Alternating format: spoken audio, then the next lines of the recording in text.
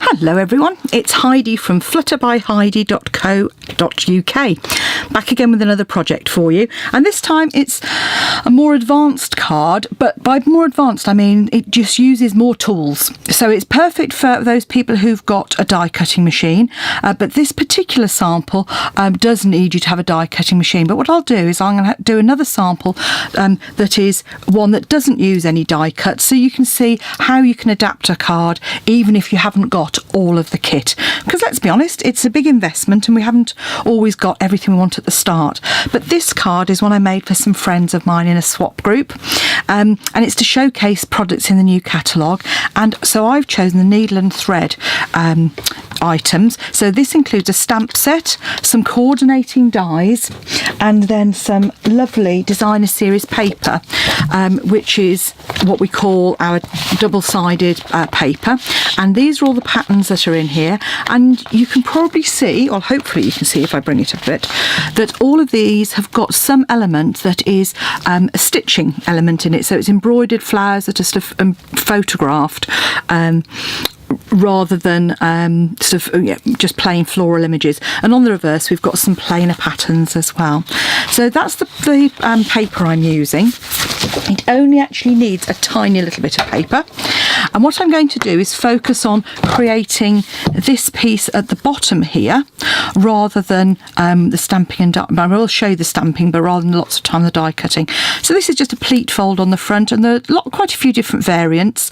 The one I've chosen is like a half pleat with just a very narrow pleat on it, so you've got a flat area as well. So that's the card, and on we go. So to start off with, I'm going to cut the designer series paper, which I've now dropped on the floor, and it just needs a small piece which is 6 by 3 inches. It is a directional paper, the one I've chosen, so unlike one of my samples where I managed to get it upside down, I'm going to try not to do it. Now I'm going to show you what I've actually done. I've created myself a template here, and this is to show you when you're doing your scoring what it will actually look like, because it's not easy to see on the paper itself. So you'll see I'm going to do some scoring. I'm then going to cut, which is this strong line across here, from the middle point at 1.5 inches down to this line here, so not the very first score line but the next one across, and then those just get mountain and valley folded, so by that just pleat it across, and that's how you get the effect that you need. Okay, so that's what we're going to be doing. So you simply need to score. The first one is at 2 inches, 2.25 inches, and remember it's DSP, so you don't have to press too hard to score.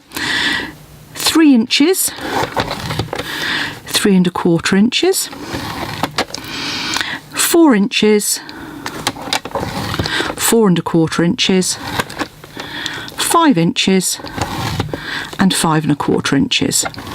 Okay, so that's scoring done. I'm then going to cut a layer for the front of my card, and I'm going to cut this at 5.5 inches by 3.75 inches.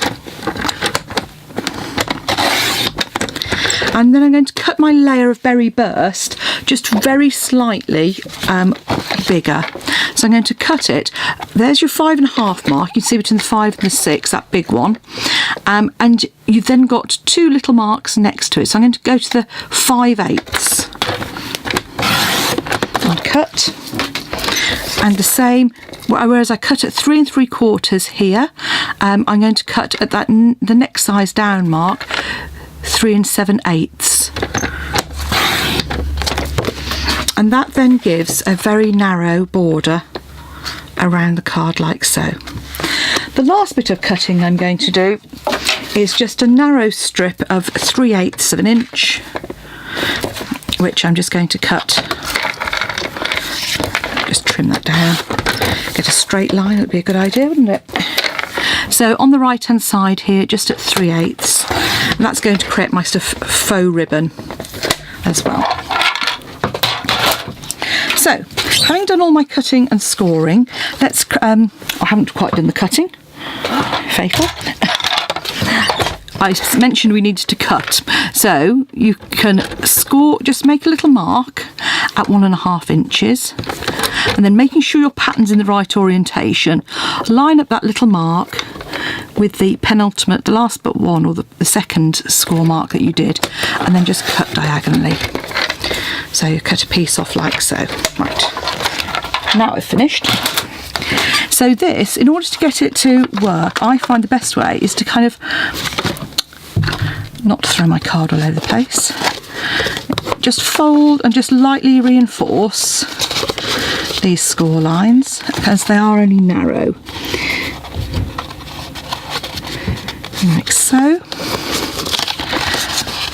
And by folding them all in this first direction, because we've scored it, that's where we've, if you like, bent the paper, we've stretched the fibres, so that just helps to avoid any cracking. So fold it all in one direction, and then you can do your concertina folding, and by cutting that little angle you just get a little hint of the paper below. I've got several other cards using this to show you, and some of them have bigger folds as well. Once you've done that, just give that a good reinforce. For speed, I'm using my fuse, which is sort of no longer available, but obviously you can use other glues. I would recommend you use a strong glue for this because obviously it's in a pleat. Just make sure whatever glue you use, you avoid that last kind of 1/4 inch on there, because you don't want your glue to show.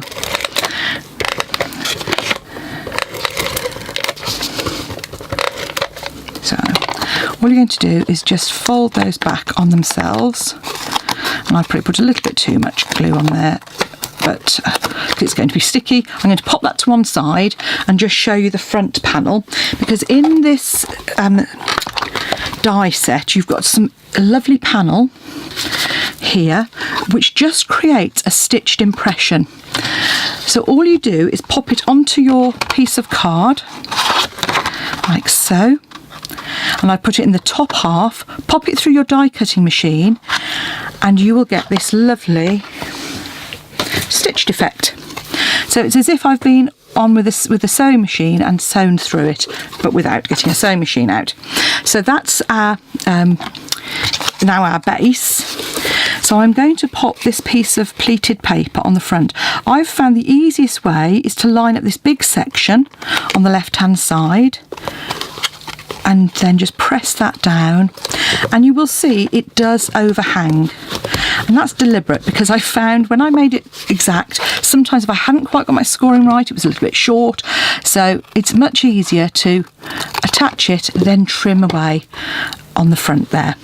Next we can put our false piece of ribbon, so our little strip of berry burst, and I'm just popping that across the top there, and again, better to have it a bit long and just trim that off. So you can see our card is coming together now already. The next bit that I'd like to do is our little label here. Now I've done this two ways. Again, in the die set you'll see that this coordinates with our pretty label punch, but this just adds the stitched elements to it. So there are two ways of going about this. The first one is to pop that through on a piece of card and you'll get this stitched outline. If you can see that, probably, there you go, stitched outline. Gosh, I just realised how much debris is showing on my... Oh, I'm such a messy crafter. Right, you can then come in with your punch and just line that up around and give it a good strong punch, and that way you'll get your stitching and you should get pretty even. The other way you can do, which I have done it because I did this before I realised that it didn't cut and it only stitched, is that you can actually punch your shape out, and then if you've got a magnetic plate, just pop it over and pop it through that way. So there are two ways of doing it. I find that this one is probably the easiest way to get an even border.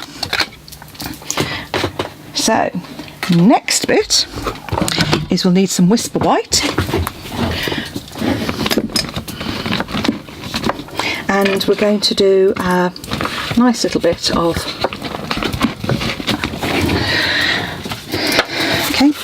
stamping. Oh, words are gone.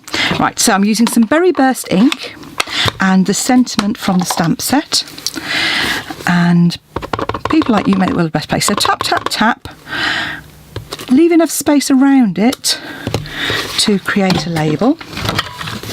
And what you're going to do is come in quite close in, actually not quite square, but you're making sure that this bit aligns, if you like, as if there's an invisible line on the bottom of the curve. Okay? But you'll see I'm slightly offsetting it and punching. Then I'm coming in. Sorry, no, the next bit I'm doing is I'm going to cut straight across. Then I'm going to feed that back through from the underside, and you can see I'm just lining that up and punch. And that way I've made a smaller version of my label, which now means that when I add that onto the front, you can still see the stitching around the edge. So that's just adds a little bit of fast fuse to the back, and pop that in place like so. Okay, you see that? Right, the next thing I'm going to do is actually create a card base. Now, for your card bases, usually, depending on the type of card you're making, you might want to use thick Whisper White rather than just the standard Whisper White. And that's because it's obviously a lot more rigorous. I find that if I'm doing this sort of fold, I will use ordinary Whisper White, whereas if I'm using the tent fold, particularly a tall vertical one, I will tend to use the thick Whisper White. So, and that's because otherwise it can occasionally splay a little bit, depending on how many layers you're adding to it. So to make the card base, we're just going to cut a piece of Whisper White cardstock at 5 3/4 inches, and I'm going to trim it down to 8 inches, and then score at 4 inches.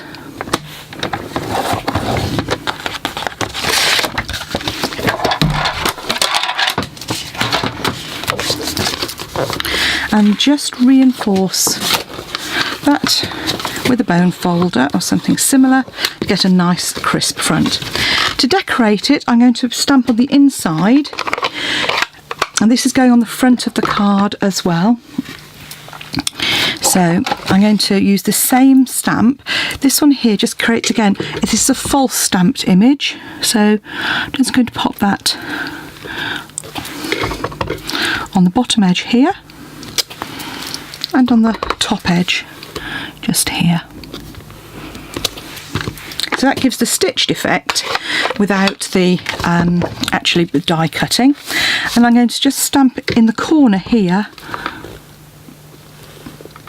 just to finish that off as well. So that's my base.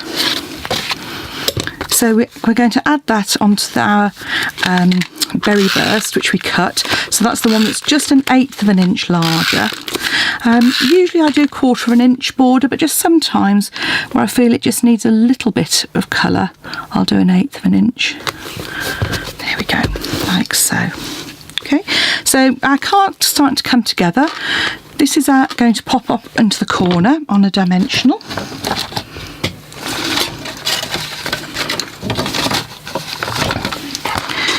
And then, because of the size of it, just a couple of dimensionals on the back there.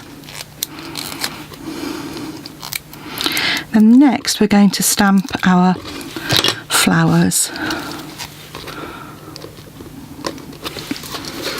What I should have done is put that onto the card base before I add too many layers. So just glue around all 4 sides, close as you can, and then just again open out your card base before you attach the front, as otherwise it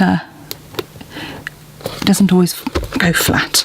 Okay, So that's building up. So our last element are our flowers and leaves here.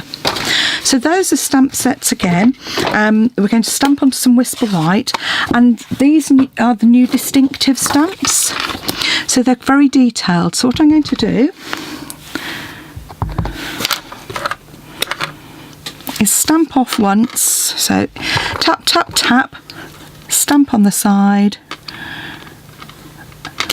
And we'll get our really pretty leaves with a lovely textured effect. And you can either hand cut that out, or there's a lovely die which creates that element, like so. And then we're then going to do our flowers. And the flowers, I've actually used the large and the smaller one, but rather than die cutting them out separately, I've stamped on top of each other. So for the base, I've used the Blushing Bride. And for these, it's if you're not getting a very good impression, it could be your ink pad is a little bit juicy.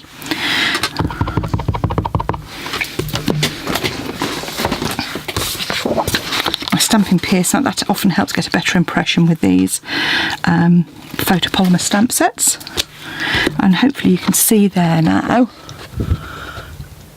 There's a really pretty stitched effect. And then what I'm going to do is I'm going to come over with the Flirty Flamingo. A tip I picked up from Connie Stewart. 2 thumbs on the back there, top pops up, makes it easy to open. And all I'm going to do is just pop that in the middle, like so. And again, there's a die to cut those out.